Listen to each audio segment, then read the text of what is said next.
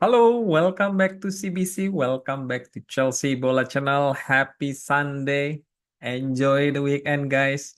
Jumpa lagi di channel CBC ini di episode ke-59. Ya, bisakah teman-teman mendengar burung-burung berkicauan, eh, bintang gemerlap, udara yang sejuk, ya? Saat kita mata memandang kemana itu terlihat segala sesuatunya itu begitu indah, teman-teman.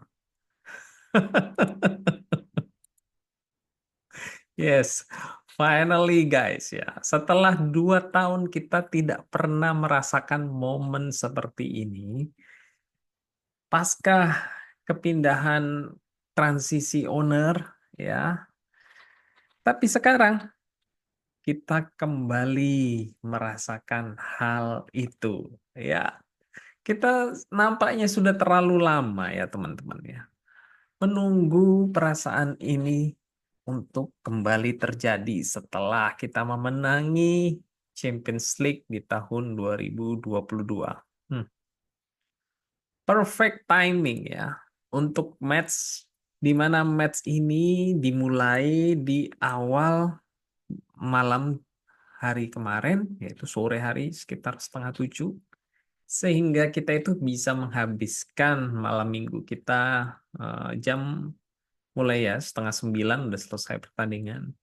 Itu dengan happy, relax, fun, dan dilanjut lagi di hari Minggu yang ceria ini di weekend kita. Oke? Ya, semua tiada lain dan tiada bukan karena Chelsea menang saat bertandang ke London Stadium melawan West Ham dengan skor telak 0-3. What's an absolutely performance dari beberapa pemain yang nanti CBC akan highlight pada segmen kesimpulan nanti ya. Oke, di video ini akan ada 3 segmen ya, seperti biasa teman-teman. Yang di pertama kita akan bahas formasi, kedua kita akan membahas segmen mengenai timeline highlight dari berjalannya pertandingan, dan yang terakhir segmen ketiga adalah summary atau kesimpulan. Oke, seperti biasa, sebelum kita masuk ya, CBC mau mengingatkan. Sebelum lanjut nonton channel CBC ini, seperti biasa mohon bantuan support dari teman-teman semua untuk mengklik tombol like, dan juga yang belum subscribe, dapat diklik tombol subscribe juga ya teman-teman. Karena like dan subscribe itu for free, gratis. Like and subscribe teman-teman ini dapat membantu dari channel CBC ini untuk dapat lebih berkembang dengan baik lagi ya. Untuk menghibur dan juga memberikan update news terkait Chelsea dan juga Champions League ya. Oke, kita langsung masuk ke segmen yang pertama yaitu formasi yang diturunkan oleh Enzo Maresca. Ya, di sini kita bisa lihat ada perubahan yang cukup signifikan yang dilakukan oleh Maresca ya. Di mana untuk pertama kalinya Kurela itu bermain sebagai inverted left back dan hasilnya luar biasa. Nanti sih bisa akan bahas ya.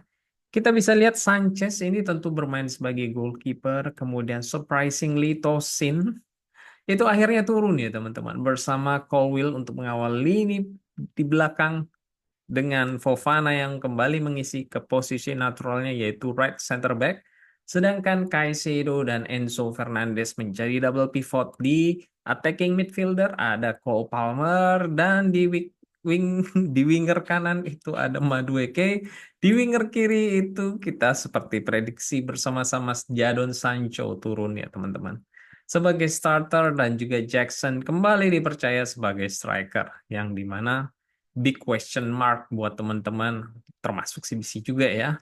Oke, kita langsung masuk ke timeline. Di menit kedua diawali pelanggaran kepada Enzo yang semestinya itu adalah free kick, tapi itu tidak diberikan oleh wasit ya. West Ham ini berhasil melakukan counter attack dari sisi kiri Chelsea dan bola itu langsung dipasing ke Kudus. Dan Kudus dapat dengan mudahnya itu masuk ke kotak penalti Chelsea karena posisi Cucurella itu lagi maju karena kita sedang membangun serangan. Dan Kudus mencoba memberikan umpan kepada Bowen, namun Sanchez itu berhasil mengantisipasi meski tidak sempurna sehingga bola itu memantul dan segera dibuang oleh Cucurella ke tengah, dan di sini luar biasanya Enzo Fernandez ya. Yang CBC bilang berkali-kali, Enzo ini sangat bagus dalam memberikan one touch passing, dan itu terjadi di mana kita ini sangat merasakan kehilangan di minggu lalu ya karena dia sakit bersama Dewsbury Hall saat match melawan Bournemouth, dan terbukti dengan berhasilnya one touch passing ini sehingga itu dapat sampai kepada Jackson, dan Jackson mendapatkan pelanggaran ya di tackle ya. Kemudian free kick itu sangat cepat dilakukan oleh Enzo dan ditujukan kepada Jackson, dan tidak lama Jackson langsung melakukan passing kepada one two kepada Jadon Sancho, dan Sancho itu langsung memberikan one touch passing kepada Jackson, dan Jackson mengadu sprint berlari sangat kencang dan langsung masuk ke kotak penalti. Ya, pada saat momen seperti ini ya kita sudah sangat terbiasa dengan yang terjadi dengan Jackson, di mana ada meme di luar di sana ya yang memberikan penjelasan seperti ini ya, pada saat Jackson one on one dengan kiper. Dibilang, it was at this moment that he knew he fucked up. But not today, my friend.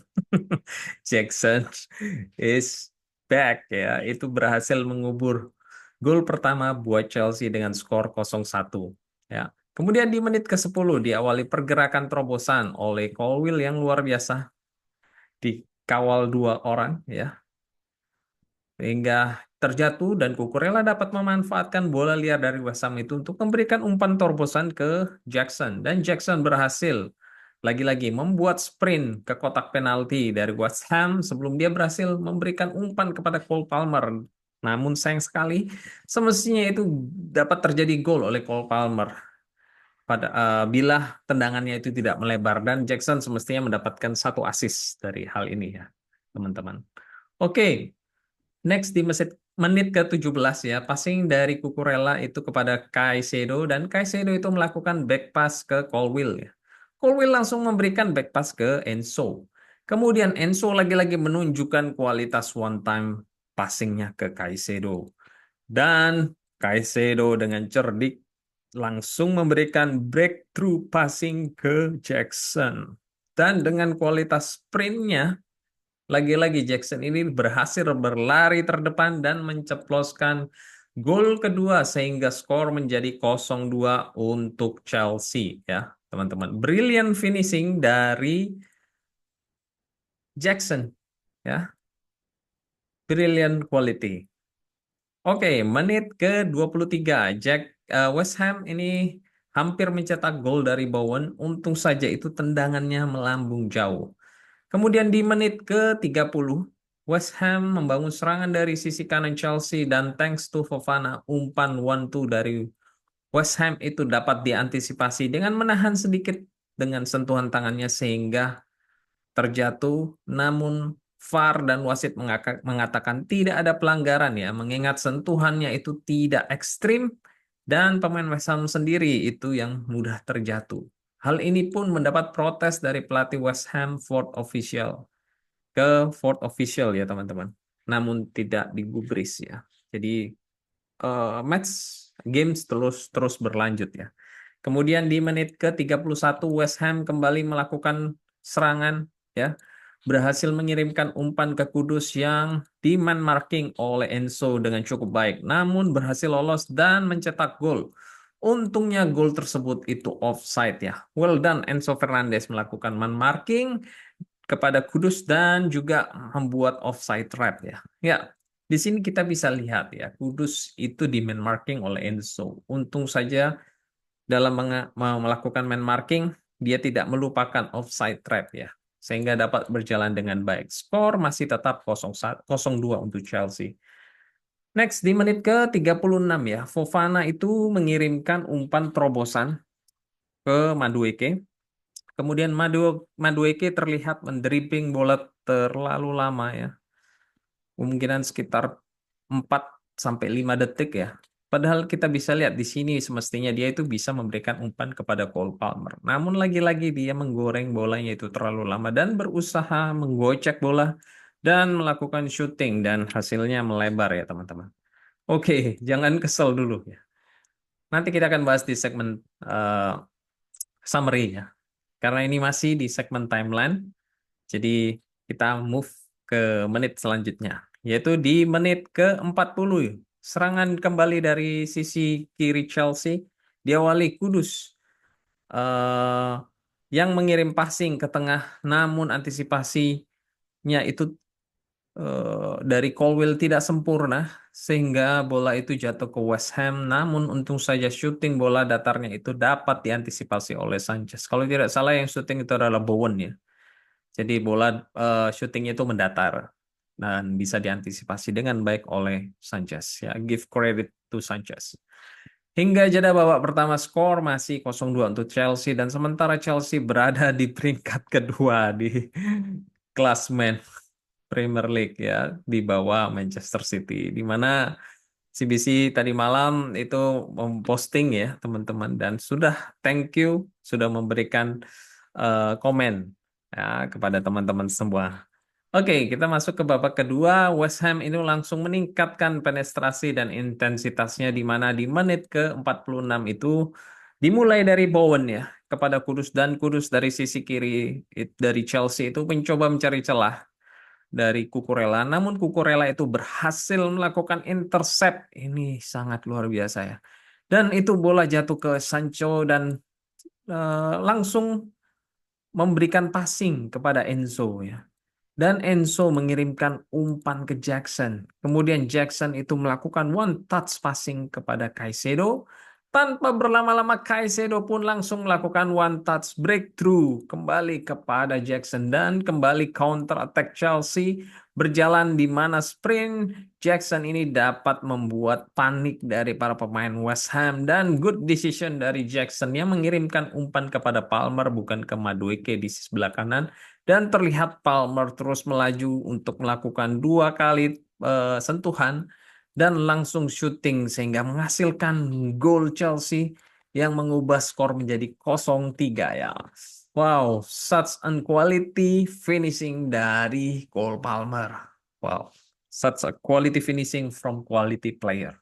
Di menit ke-65 ya, umpan dari Enzo kepada Neto itu berhasil diantisipasi setelah adu sprint. Wow, kecepatan yang luar biasa oleh Neto, namun sayang sekali Neto tidak langsung mengumpan ke sisi Madueke di sebelah kanan ya. Dia itu lebih memilih menunggu teman lainnya untuk menjemput bola dan memainkan short passing kepada Nkunku dan follow up dari Enzo yang cukup baik yang langsung masuk menerima umpan dari Nkunku untuk kemudian dengan sangat cerdik Enzo ini dapat memberikan one touch passing kepada Felix. Namun sayangnya Felix tendangannya itu melebar ya teman-teman. Wow, kalau tidak itu bisa-bisa 0-4 ya. Lalu kalau Cole Palmer tadi itu masuk 2 gol berarti 0-5 ya teman-teman. Next di menit ke-74 ya. Kali ini Neto melakukan pergerakan di sisi sebelah kanan. Sebelumnya pada akhirnya memberikan passing kepada Caicedo dan Caicedo ada di mana-mana ya. Dia itu langsung memberikan umpan lambung ke tengah dan Colwill memberikan umpan header kepada Nkunku. Dan Nkunku heading ke arah gawang namun sayang sekali penampilan cukup baik oleh Areola ya. Kiper West Ham ini dapat menepis heading dari Nkunku. Wow, kalau tidak itu berarti sudah 6-0 ya teman-teman kalau itu masuk ya. Wah. Next di menit ke-94 ya, serangan dibangun oleh Neto dari sisi kiri dan luar biasa itu langsung kembali adu sprint dan langsung mengirimkan umpan ke tengah. Namun sayang sekali umpan tersebut dapat dipotong dan bola liar itu kembali ke Neto dan Neto melakukan back pass ke Dewsbury Hall untuk mengumpannya langsung ke Felix. Namun sayang sekali shooting dari Felix lagi-lagi ya kurang akurat sehingga melambung kali ini ya teman-teman. Bad decision dari Felix padahal di sisi sebelah kanan ada Madueke ya. Dan peluit panjang tidak lama ditiup setelah eh, serangan dari Chelsea tersebut sehingga mengakhiri pertandingan dengan 0-3 untuk kemenangan Chelsea atas West Ham ya. Oke, Tiba kita pada kesimpulan atau summary ya. Ya, wah, gini, Chelsea yang sesungguhnya di mana yang biasanya kita saksikan counter attack itu terjadi dan sangat mematikan kalau teman sadari atau tidak. Finally ya, seperti di awal CBC bilang, finally kita bisa merasakan ketentraman, kenyamanan atas performance dari Chelsea kali ini. Sebelum dari match ini kita itu ugly win melawan Bournemouth ya di minggu lalu. Ya, kita bisa lihat performan yang baik ya teman-teman dari Sanchez, kemudian Tosin itu berhasil menjawab kepercayaan yang diberikan oleh Enzo Maresca untuk menjadi starter di posisi CCB yaitu Central Center Defender dan Fofana itu kembali menempati posisinya di right center back ya. Itu juga cukup berhasil dibandingkan di Sasi ya. Dan thanks God teriakan kita semua itu membuat Enzo Maresca tidak menurunkan di Sasi kali ini ya. Meskipun dia turun di babak kedua, pertengahan babak kedua menggantikan Fofana pada saat Chelsea sudah unggul 0-3 ya untuk menjaga stamina dari Fofana itu sendiri karena kita tahu musim lalu dia cedera berkepanjangan ya. Kemudian Colwill itu tampil cukup solid di left center back ya teman-teman. Dan Cucurella untuk kali pertama dia ini berhasil dengan posisi naturalnya dia sebagai inverted left back dengan luar biasa, sangat agresif dan juga sangat efektif ya sebagai opsi untuk passing di midfielder dan dalam bertahan sebagai left back dia juga tampil brilian. Ya, seperti eh, yang kita tahu Gusto dan juga Reece James itu sedang cedera dan Chelsea saat ini telah menemukan solusinya di saat Gusto dan Reece James ini cedera ya. Untuk sementara ini di mana kita menempatkan Tosin sebagai central center back dan juga Fofana di right center back, Colwill-nya itu di left center back ya. Sehingga memberikan kesempatan untuk Cucurella kembali ke posisi naturalnya yaitu di introvert left back ya. Kemudian kita geser lagi ke tengah ya, di mana wow luar biasa dari the Moses Caicedo. Moses Caicedo is a beast ya. Semalam dia itu seperti titisan dari dua individu yang berbeda di saat bertahan, Makalele dipadu dengan Kante pada saat transisi. Ya, gila banget, keren abis ya. Di mana dia ini berhasil melakukan satu assist, satu key pass, satu big chance created, 87% chance created, 87% pass accuracy, 10/13 menang duel di ground, 100% areal duel won ya. 3/3. Wow, jadi di udara dia memenangkan 3 dari 3 kali kesempatan itu terjadi. 8 tackles, 2 clearance. Luar biasa ya. Inilah pembuktian dia itu sebagai pemain terbaik Chelsea yang dibeli 110.000 juta pound sterling ya. Wow, what a beast man. Wah, next pemain luar biasa lainnya yang kemarin tampil itu yang kita sangat benar-benar kehilangan pada saat melawan Bournemouth. Ya, Enzo Fernandez. Wow, gila. Passing-passingnya dari one touch-nya itu beberapa kali terjadi. Inilah yang menjadi pembeda. Dan dia juga ditugaskan untuk menutup kudus dan dia itu berhasil dengan mengawal setiap dengan memperhatikan offside trap ya. Wow, well done Enzo ya. Ya, inilah yang sih bisa harapkan dari permainan Chelsea di mana tidak selalu eh, kita eh, menaruh beban hanya kepada Cole Palmer ya dan tidak menarik Cole Palmer itu jauh ke belakang ya, seperti match-match sebelumnya di mana pernah CBC kritik di review melawan Crystal Palace ya, di mana itu Cole Palmer terlalu jauh menjemput bola ke belakang ya, bahkan hingga ke kiper Sanchez, dan itu tidak terjadi pada kali ini. Jadi ada perubahan yang memang dilakukan, dan dengan eh, trio Cucurella, Caicedo, dan Enzo Fernandez ini sangat solid ya teman-teman dalam bertahan maupun melakukan pendistribusian bola dan transisi, di mana kita dapat lihat pada gol kedua tadi ya, saat kombinasi passing hingga pada akhirnya Caicedo itu berhasil memberikan umpan terobosan dengan assist untuk Jackson. Oke, next, Nicholas Jackson ya, seperti yang CBC bahas tadi, dengan adanya trio midfielder ini, maka beban dari Cole Palmer itu menjadi ringan. Jadi mestinya pada saat dia di lock oleh pemain lawan, itu ada pemain lain yang muncul untuk memberikan kontribusi yang signifikan dalam memberikan umpan. Jadi benar-benar terlihat kali ini Chelsea itu tidak lagi mengandalkan Cole Palmer, dan quality shooting dari dia yang dia berhasil cetak menjadi gol kali ini. Meski sebenarnya dia itu bisa mencetak 2 gol di match ini ya teman-teman. Itu sangat luar biasa ya, gol tersebut. Oke, next, Jadon Sancho. Meski tampil sekitar 60 menit, dia itu berhasil membangun chemistry dengan mengirimkan one touch assist kepada Nicholas Jackson pada gol pertama. Ya, ini masih sedikit PR buat Enzo Maresca ya, bahwa di winger kiri itu sedikit mati ya saat Palmer itu bermain sebagai attacking mid ya. Karena Palmer itu cenderung bermain di sisi sebelah kanan dari lapangan ya. Next, Noni Madueke ya. Ada satu peluang yang di mana Noni ini mestinya berhasil lolos ke kotak penalti, dan mestinya dia bisa memberikan umpan atau assist kepada Cole Palmer. Namun lagi-lagi dia eh, memaksakan untuk shooting dan melebar.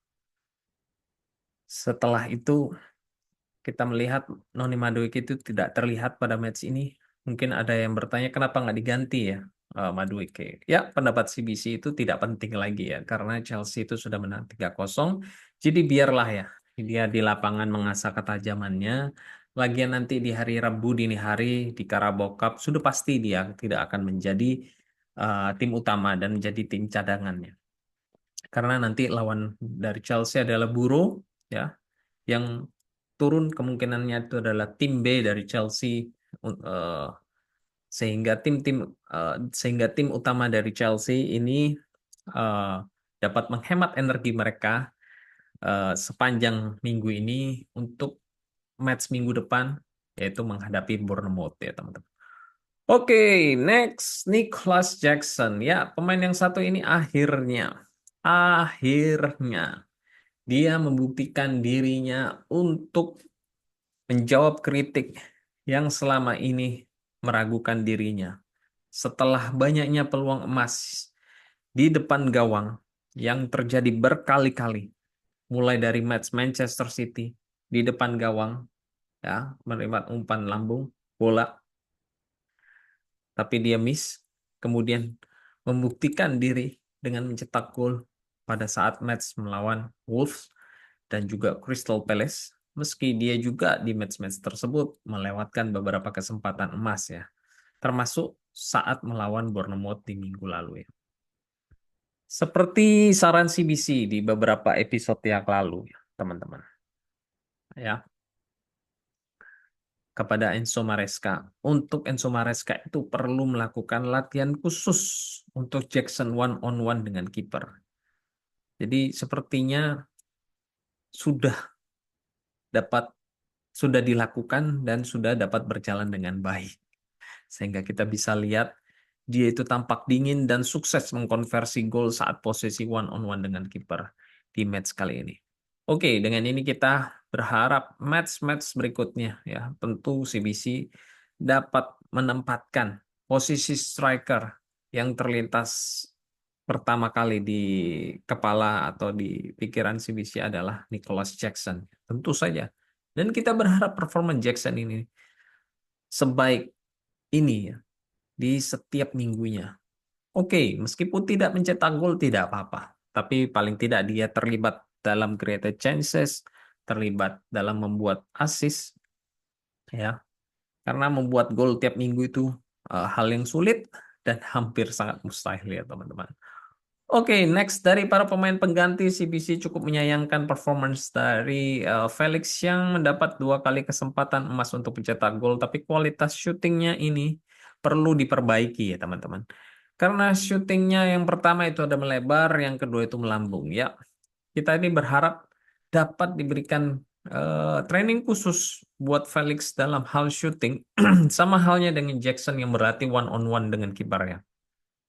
Kemudian Nkunku itu tampil cukup baik ya. Meski kita tahu dia itu bukan profil pemain seperti Jackson ya. Tapi chemistry-nya dengan para pemain itu cukup baik antara Neto dan Felix. Kemudian Neto sendiri itu cukup bermain bagus ya. Meski ada beberapa peluang yang mestinya dia buat lebih bijak lagi ya. Di mana mestinya dia itu mengumpan, namun tidak dia lakukan. Begitu juga pada saat dia mestinya tidak melakukan crossing, tapi dia sudah terlebih dahulu melakukan crossing ya. Pengambilan keputusan tepatnya. Jadi eh, sebenarnya Nkunku ini juga bisa eh, tampil bagus, sempat melakukan heading on goal ya, tapi berkat Airola itu dapat menepis dari gol dari heading tersebut sehingga tidak terjadi gol dan kita harapkan pemain-pemain lain itu dapat terus meningkatkan performance-nya untuk menjadi line up dan nantinya di Carabao Cup pemain tim B yang turun itu dapat perform ya sehingga dapat menambah opsi buat Maresca untuk dapat membuat ramuan ulang tim terbaik buat eh, tim dia yang dia lakukan yang akan dia turunkan di pertandingan Liga Inggris ya. Kemudian di Sasi dan Dewsbury Hall, CBC anggap bermain cukup baik karena tidak terlalu kelihatan ya, mengingat diturunkan sudah hampir memasuki akhir pertandingan ya, teman-teman. Oke, jadi CBC ini jujur mending salah ya di dalam menilai pemain dan mengkritik para pemain seperti Jackson, Madueke, Disasi. Namun pada kenyataannya pada saat mereka itu tampil, baik Jackson dan kawan-kawan itu membuktikan sebaliknya dari prediksi dan kritik dari CBC. Well, it's okay, mate. Karena in the end, CBC berharap Chelsea itu menang, ya kan? Jadi CBC ini mengajak teman-teman semua ya, yang terbelah pro Jackson, Madueke, dan Disasi, kemudian yang kontra Jackson, Madueke, Disasi, ya kita itu bersatu menjadi as unity, ya. Jadi satu kesatuan ya, untuk kembali bersatu dan karena perbedaan pendapat itu it's fine, itu terjadi di mana-mana teman-teman. Karena pada akhirnya kita semua itu berharap Chelsea itu menang ya teman-teman. Ya, tidak ada kaitannya. Kita lebih percaya Maresca daripada CBC, lebih mending Maresca daripada CBC, lebih mending Jackson daripada Nkunku, lebih baik Nkunku daripada Jackson. Ya, jadi it's okay, make it clear ya, it's happen ya di dalam kehidupannya. Jadi CBC itu berharap dalam melakukan dan berusaha dalam melakukan penilaian, CBC akan berusaha seobjektif mungkin ya, untuk menilai para pemain itu berdasarkan fakta dan data yang ada ya. Jadi CBC selalu memberikan fakta, memberikan data, tidak hanya perasaan. Kenapa kemarin CBC bilang tidak percaya Jackson ya? Karena di Senegal pun di timnasnya 2 kali diturunkan sebagai starter dia tidak mencetak gol. Dan dari 4 pertandingan dia hanya menciptakan 2. Dan peluang yang terbuang itu ada sekitar 4 atau 5. Di mana mestinya dia bisa mengkonversi paling enggak setengahnya dari 5 itu 2 plus 2 mestinya sudah 4. Tambah 2 gol sekarang ini berestinya 6 gitu loh teman-teman. Jadi fakta itu ada. Ya, bukan cuma perasaan saya itu nggak suka sama siapa Jackson, tidak suka sama Madueke. CBC tampilkan ya eh footage-nya. Mestinya dia mengoper kemana, mestinya dia terlalu egois apa, mestinya dia tidak syuting, mestinya dia syuting. Termasuk Felix saya ke CBC kritiki. Ya. Jadi teman-teman CBC ajak seobjektif mungkin melihat fakta dan data yang ada ya dalam melakukan penilaian. Jadi kalau misalnya tidak beres, it's better kita speak up ya. Karena kalau Chelsea itu sedang bermain buruk dan eh, kita kritik, itu untuk koreksi ke depannya ya. Daripada kita itu melakukan pembiaran dan diam saja menyaksikan para pemain yang underperform, di mana kita punya banyak opsi, punya banyak talenta di bench. Jadi, di mana hal itu menurut CBC tidak benar kalau kita diam aja, ya. Sebagai tim, ya bukan tim Chelsea aja, sebagai perusahaan deh ya. Perusahaan itu atau suatu produk itu tentu itu terbuka untuk menerima saran, menerima kritik gitu loh. Justru aneh jika suatu perusahaan itu tidak mau menerima kritik dan saran dari para customernya atau para fansnya ya. Oh, jadi wajar-wajar saja kita itu mengkritik Chelsea, kita mengkritik Enzo Maresca, kita mengkritik para pemain. It's okay ya, please ya. Sampai di sini clear ya teman-teman. Please no baper ya.